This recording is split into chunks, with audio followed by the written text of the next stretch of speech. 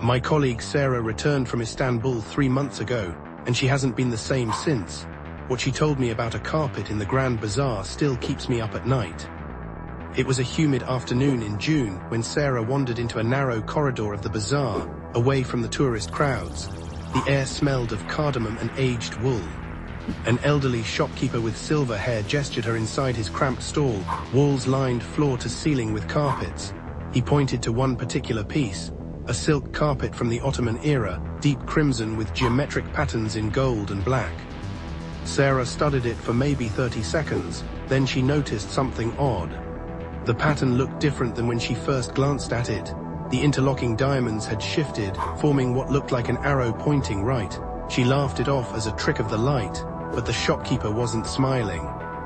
He told her the carpet was made in 1632 by weavers who consulted with Sufi mystics.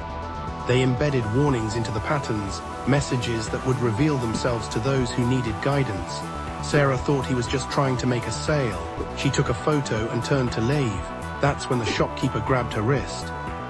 He said the carpet was showing her a direction, she needed to follow it. She pulled away and left the shop, unnerved. But curiosity got the better of her. She walked right, following the direction the pattern had indicated. 3 shops down, she found her lost passport on a table outside a cafe. She had reported it stolen 2 days earlier. When Sarah returned to thank the shopkeeper, the stall was empty, completely bare. The neighboring merchants insisted no one had sold carpets there for years. The space had been abandoned since a fire in 2019, but here's where it gets stranger. Sarah showed me the photo she took. I saw the carpet clearly, the patterns sharp and defined. When she looked at the same photo on her phone that evening, the image was corrupted. Just static and blurred colors. She tried to recover it, brought it to 3 different tech specialists. They all said the same thing. The file was intact, no corruption in the data. The image itself had simply changed. Last week, Sarah received a package with no return address. Inside was a small piece of woven fabric, the same crimson silk with gold and black patterns. She swears the design moves when she's not looking directly at it.